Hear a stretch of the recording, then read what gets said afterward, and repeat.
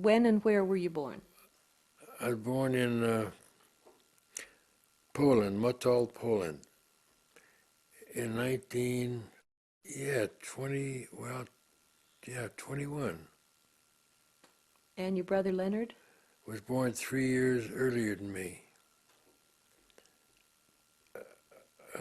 in same town, and my sister, and my two other brothers and sister that died early. And it was the three of you then that came to America? And my mother. And your mother? Yeah, my father was here. He was already here? Yeah, my father my father had to be here 7 years before we can come and become citizens through the Naturalization Act of 1928. 28 was it? I don't remember exactly. So how old were you and Leonard when you came to America? Were you I was little about, children, or pardon? were you little children, or Yeah, were I you was teenagers? seven, little over 7. And Leonard was 10 then? Yeah, And did you speak any English when you came here, or did you no, learn it here? I learned it here. What I learned here. Uh, we uh, we came to New York. We were on the Mauritania, that that boat, and that was, and we had a lot of experiences on a boat. My mother and my aunt and my two nieces came with us because my uncle was here, and they had uh, they had a fire drill, and my mother woke us up. And she started putting sweaters on me, and they were crying and everything, and we thought that the boat was sinking. It was it was just a drill. Yeah, sure. But they didn't know anything about drills. Neither did we, I guess. Yeah. So when you arrived in New York with your brother and your Yeah, sister and your mom, how long did you stay in New York before you went to Chicago? about a day or two the Oh, so most. you went right, effectively, you went right to Oh, Chicago. sure, And your father and your uncle were already there? sure. And what were they doing there at that time? My father he was a carpenter. He was a shoemaker in the old country, and he came here. And the head of the union in Chicago was a fellow from my hometown, so he made them carpenters. And then we had the depression hit, Hmm. and my father and my uncle bought a junkyard on 29th State, and we used to go down there on weekends and help my Leonard and me. And you went to public schools in Chicago? Yeah, And both of you went all like to elementary school and then on to high school yeah, in the Chicago school system? And you yeah. learned your English there? Well, we learned a lot of it was in grammar school. Really, you learn a little incident that happened when I was a kid. There was a Valentine's Day. I'll never forget that. I wanted to get a Valentine for some girl there, as a kid. And everybody asked for hot dogs, so I asked for a hot dog. And I thought it was going to be a Valentine. And I got this hot dog, and I, what the hell is this? That's all, stuff, it's got to come to you when you think about it. Since you were yourselves immigrants, were you, did you have problems? Were you discriminated against, or were you treated as foreigners when you started school? Was it difficult in that way? Or did you assimilate pretty easily? No, like me, we got friendly with different people in there. Some people weren't friendly, like I'd be going home from school, and uh, at that time it was Jews and non-Jews, and they chased me up a fire escape, and they were throwing rocks at me, and it's just a lot of little things that happened at that time. But you get by. You really became friendly, and people that were mad at you became your friends. It was it was really something, you know. It's because we were born in a little town in in Poland. Everybody in that town was relatives. Hmm. So you all knew each other. It was Oh like one yeah, big oh family. yeah. And when we came here in Chicago, we joined the temple from our hometown. And everybody in the temple, you knew everybody in the temple, you know. So it was a basis of the social life of that Right, time. right. Hmm. When you and Leonard started working after school, after Yeah. you were done with school and you started working, what kinds of jobs did you have before you got into starting in your music-related I went to fields? work for Railway Express. In fact, I remember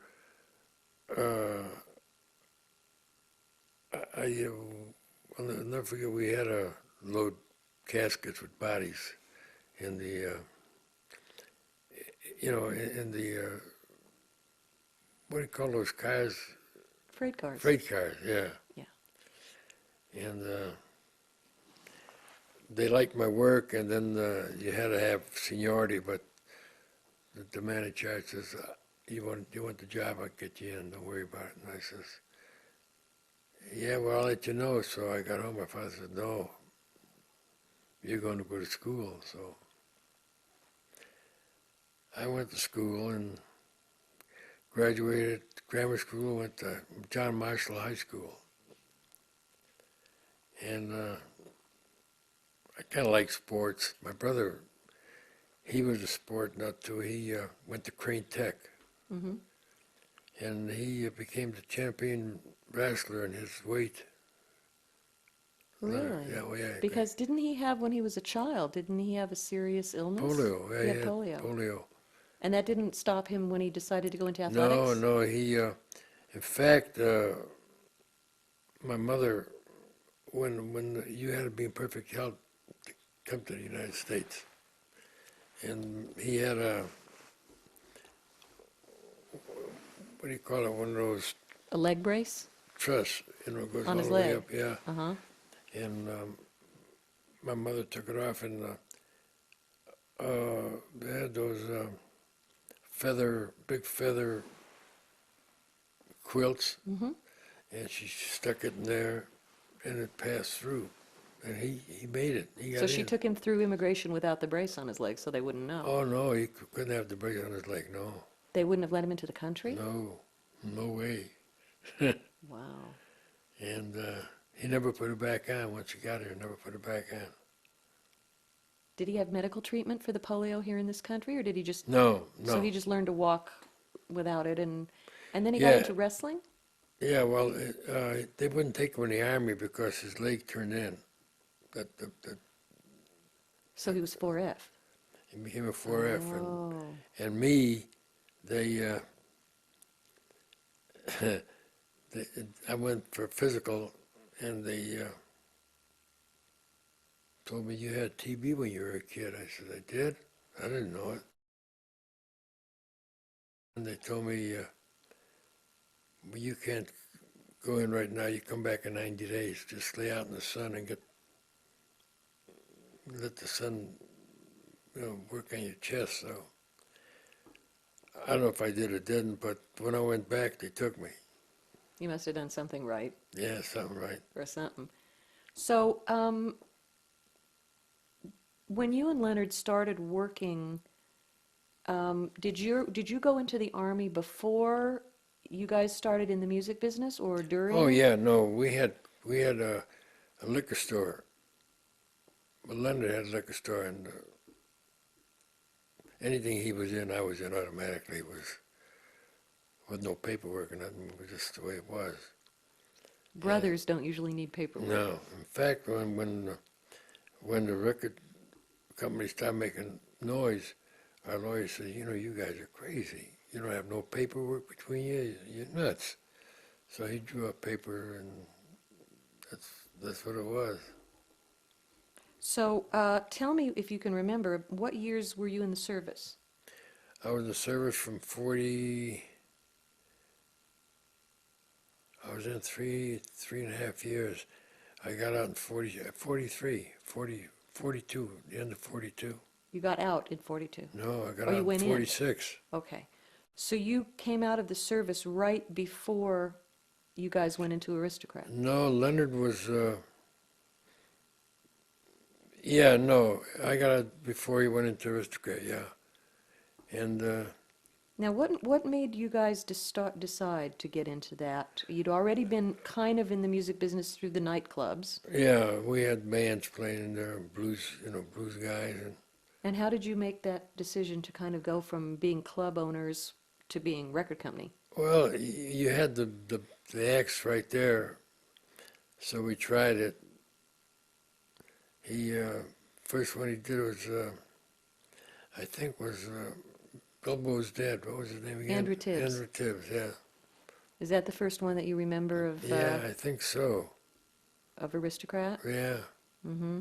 Well, they had, the partners they were doing white artists. They didn't do any good. Mm-hmm. So Aristocrat was just a little local label. Mm-hmm. Had one or two things, but nothing much happening. No. And you and Leonard went in there Yeah. as partners at that time to the existing owners. You came in as No, partners. no, I bought out one of the partners. Mm-hmm. And then the other partner wasn't for the black stuff. Evelyn Aaron and her husband, Mm-hmm. what was his name again? Charles. Chuck, Charles. Charlie. And she liked music, but she liked that white stuff. And Mm-hmm. So, did you or Leonard have any experience in recording when you went into this? Did you No. know how a studio ran or how to do a No, we session went up- or? No, when we started recording, we went up to Universal's recording studio in Chicago. And you rented studio time there? Right. And they provided an engineer to do the technical Oh, stuff? sure. Do you remember how much studio time cost in those days? Yeah, it was. I know musicians was 41 and a quarter. It was pretty cheap. It was $100 and some For a session or for an, per session. Yeah, so you would go in and rent a block of time? 3 hours.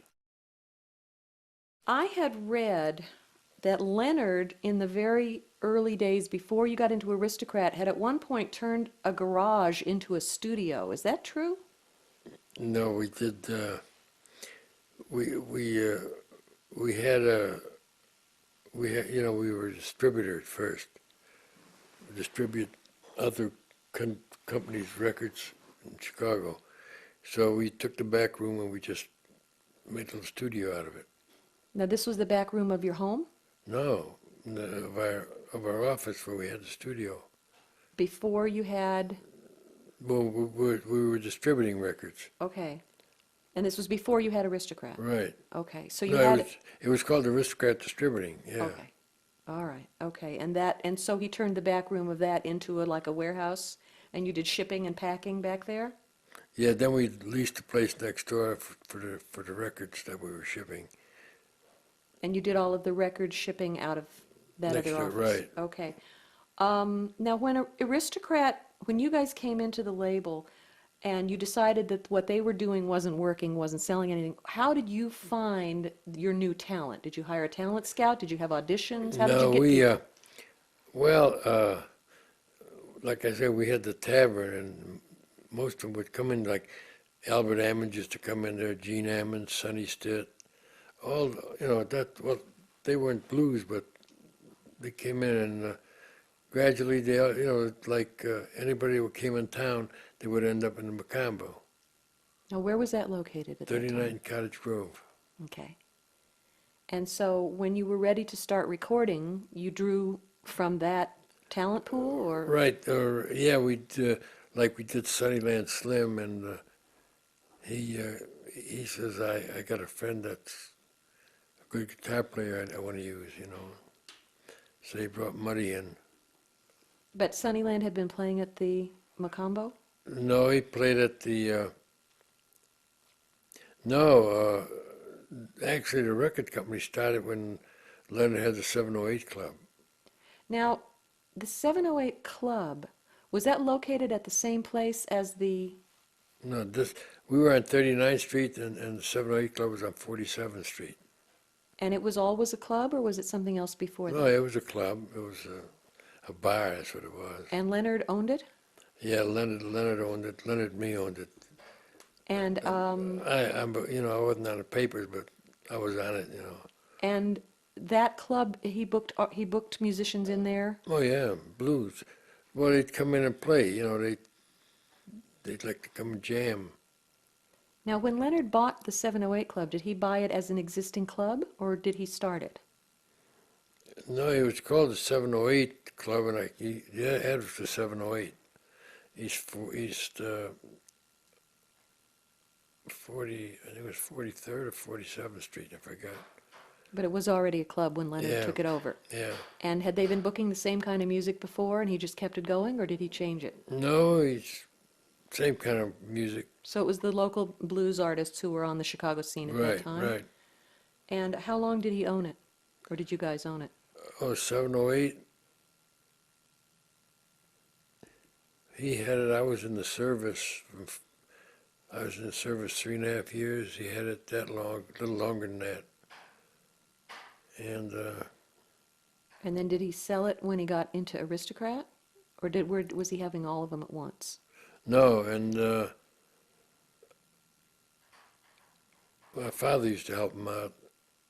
He'd come and help him out there, on weekends. And my father went to open up to let the cleaning boy come in on a Sunday morning, because you don't open till 12 o'clock on Sunday.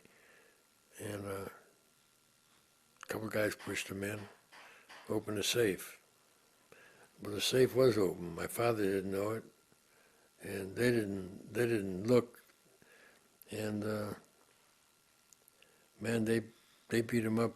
They looked like a potato sack. You ever see a potato sack full of potatoes? And when the kid came in to clean up, he found them. And my brother,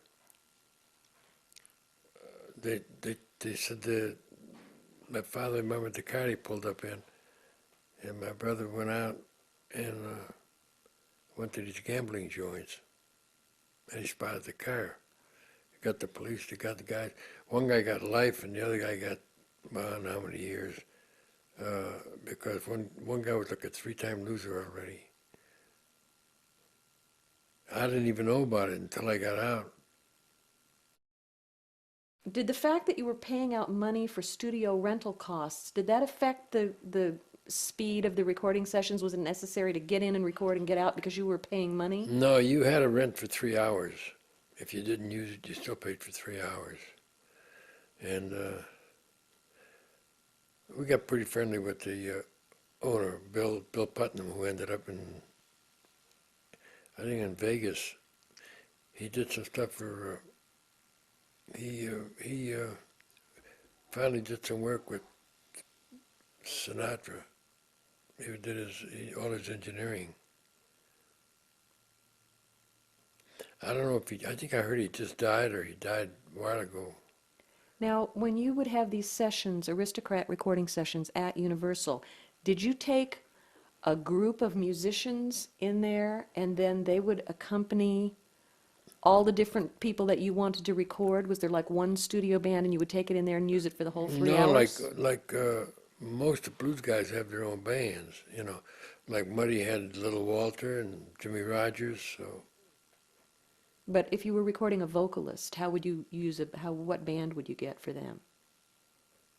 Like, for instance, an Andrew Tibbs, let's say. We'd have what's the name? What was his name again? We had 3 or 4 bands that were always in the area around there. And you just use whichever Yeah. whichever musicians were available. But the blues artists that had a name, like Muddy Waters, would always have their own people. So you just record the band. Yeah, there was times we put in our own musicians with him. He had his rhythm section, but we put the other guys with him. Did you use a talent scout? I had heard that Sammy Goldberg had Yeah, brought some Sammy people to the Goldberg. label. Yeah, he came into the bar and he sort of let it on himself, and he was all right. I don't think he was a good scout, but he was a good guy, you know. Did you ever have auditions, or did you ever have people come into you and say, I want to be on Aristocrat? Oh yeah, people bring you tapes, or they'd come in with their band, you know. Did you ever find anybody that way? Chuck Berry walked in that way one day, and I listened to the song. I said, "Damn, that's a good song," you know, Maybelline. But it sounded too much like that country Oh, Ida Red. I'd read, right? So he come back in a couple of weeks and changed it around. And he did. He came back, but he went to Mercury. And they turned him down. He went to VJ, and they turned him down. And he came across to us.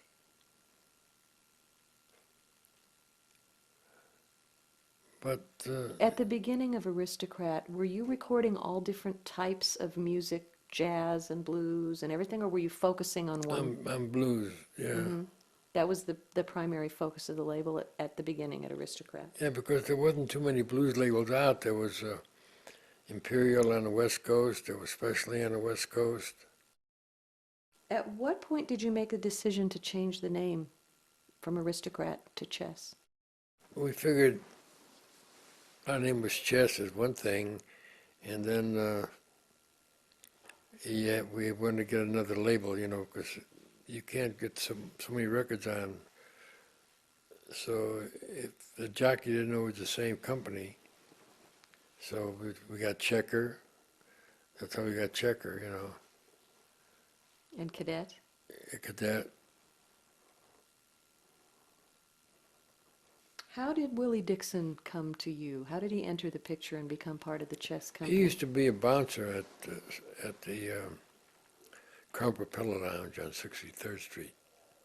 It was a club, and he was fiddling around with writing stuff, you know. So he came in, and he was a good guy. He really was.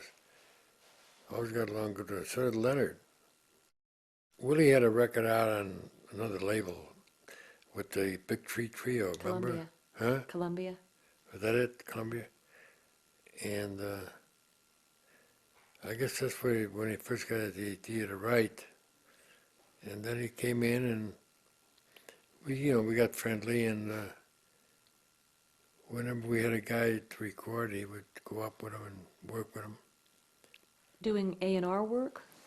Yeah, songs. And then Willie would sing it the way he'd want the guy to sing it, you know. And was Willie at a lot of the sessions as a kind of an intermediary or Oh yeah, helping? when most all the blues sessions he was on because he played the bass. But if he wasn't on the session, he'd be in the control room with us, you know. So he was part of the day-to-day Oh yeah, operation of the he would sessions. work. He would have rehearsals with these guys for 4, 5, 6 times maybe. And then when he thought he was ready, he says, "We're ready." When did you first get your own studio? When did you stop using Universal? And where did you have your first studio that was actually yours? First one we had was on 4750 Cottage Grove. We were there quite a while. You know, we were there for I don't. A couple of years? Oh, a good couple of years, yeah. And when you got your own studio, as opposed to when you had been renting the time, now when you have your own studio and you're not on somebody's clock 3 hours, did that have an effect on the sessions? Did they become more relaxed, and could you do more takes of things Oh because it was your own yeah, place? you know,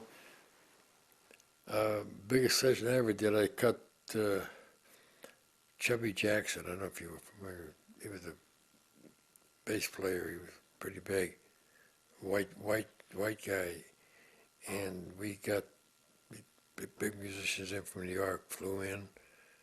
Trying to think what the hell they were. And I started the session at 6 o'clock at night, and we finished at 6 o'clock in the morning. We sold it to MGM at the end because he was actually an MGM artist. So, so you didn't put it out on Chess at all? No, I don't think so. But having your own studio did make a difference in terms of Oh that the yeah, you were musicians more, could you're more relax, relaxed and, and if it didn't go right the first time, you could do the second or the third. oh yeah, we've taken 40-some takes sometimes. I've read that some of the Oh, chess artists you bought Muddy a car. never paid rent, notes on his home. Muddy never paid for his car. I mean,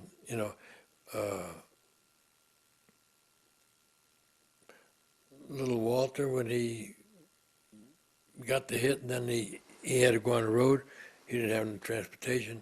We had to buy him a wagon. Yeah, you usually took it out of their royalties, but you bought it. But people hear you bought it, they figure you just bought it, you give it to them.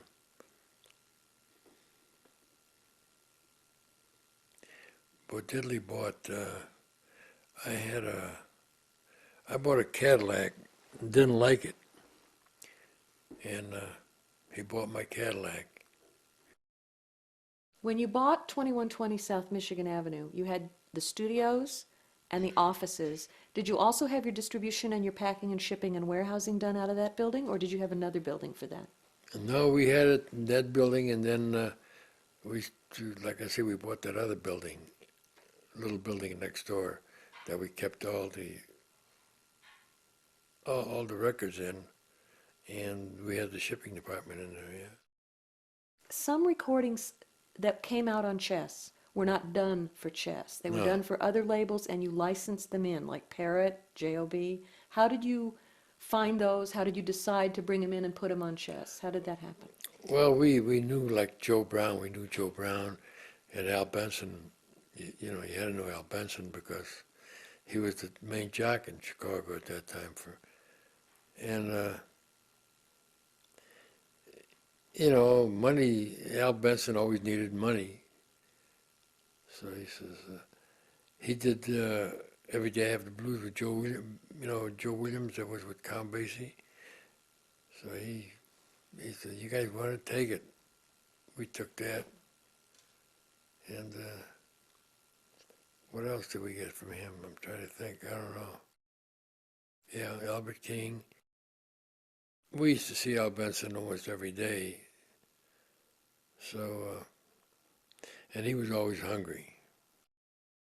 What was Chess's first fairly big blues record where you would look at it and say, now we're getting something, now we see we're doing it, 1425, Muddy Waters. What changes came about as a result of that? Did that give you a new direction or a sense of, now let's try for more of this? Or what changes Well, happened? you want to stay with the blues, you stay with what and we cut Muddy again, and he didn't have enough sides to do 4 tunes, so we did Little Walter. We did, what was his number? Big record. Juke, Juke. 1952. That was bigger than Muddy's. Yeah, because it really went into the pop market. Leonard, I understand, did a lot of the distribution at first himself. He would drive around and sell. Oh, yeah, he would go load the car up with records and drive to Detroit and sell it to the record shops. And while he was gone, were you running the sessions? Mm-hmm. So I he'd used be out on the road and you'd be Yeah. doing the producing at the studio. Yeah, I would produce. Most of the time, we'd both be in there. Yeah, Or but if if he was out gone, of town, yeah. Or if I was out of town, he did most of it. the Billboard and Cashbox charts were very important Mm-hmm. then as they are now as far as a measure of sales. Cashbox was more important than Billboard. And what was the biggest chart record that went up the highest that you can remember? Oh, Maybelline, I'd say, was about the biggest one we had. When we cut Bo Diddley, we had this kid. He had this kid playing with him, and he went across the street and recorded for VJ. Billy Boy Arnold? Yeah. How did you and Leonard meet Gene Goodman and decide to go into the publishing as well as the recording? Well, what happened, Gene happened to come to Chicago. I didn't know Gene needed Leonard. And he came over to the office. He wanted to get we had a record out called Willie Maybone, and he wanted to get that song. But what happened, there was a guy in New York that flew in at the same time, and he got Willie and had him sign it. See? So Hal Fine, I think his name was Hal Fine. I don't know who he's with now or if he's even alive. And Gene took Every Day I Have the Blues. That's the other one we had, so he took that one. That's how we got started in that. Now, when you created the Checker label and the Cadet label, what were the reasons why those records didn't just come out on Chess the same as all the others? Why was it necessary for different? Because you can't get a disc jockey to play. You know, nobody can get a disc jockey to play one label, too many songs on, you know, from records from one label. So you had we weren't the only ones that did that. Everybody practically did that. Were you there when the Rolling Stones came to Chess? Yeah, I was up at the studio. They came in, they wanted to record were at Chess because a lot of hits were coming out, you know, so they came in there, they had a manager with them. What the hell was his name? Andrew something? Oh, Andrew Oldham. Yeah. I kind of didn't like him, but that's neither here nor there. But they came in and they wanted to cut what Chess was, and they were good to work with. So they were there because of the history of the label. Yeah. They wanted to have a Rolling Stones session at Chess. Yeah, 'cause they like the sound of Chess, you know, that's... And did they get to meet the blues artists? Oh, yeah, Muddy and Willie, oh, yeah,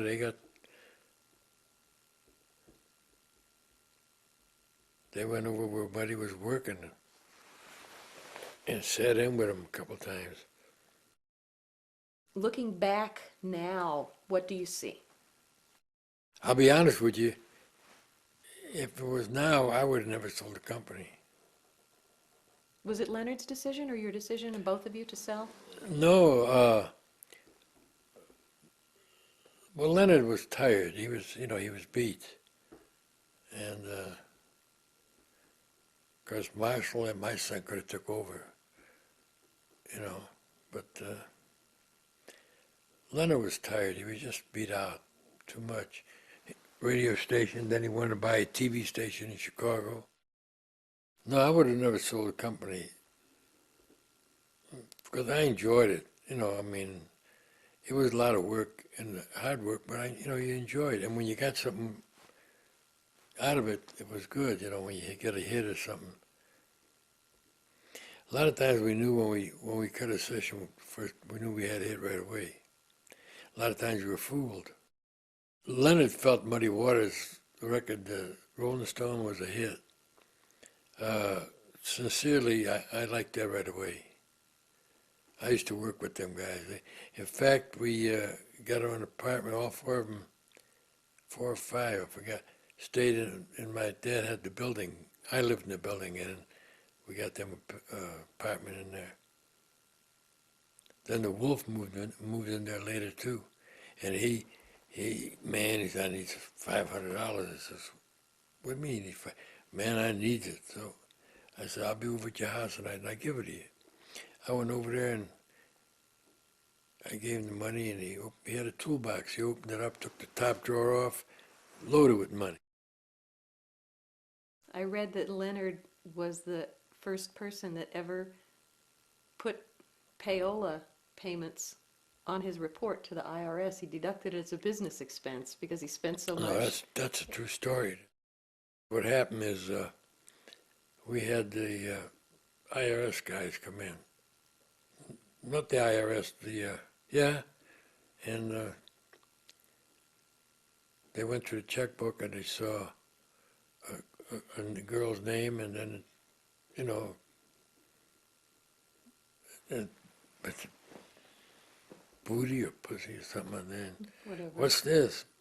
Yeah, man, it says, if a distributor came in town and wanted abroad, we'd call her up, tell her go and come by next morning and get your money. That's it's in the hearings, at the payroll hearings. They had copies of the checks. Everybody gave checks to. But we wouldn't sign the cease order. We're the only one that didn't. And the copies of the checks they had were the checks to the DJs or the radio stations? DJs.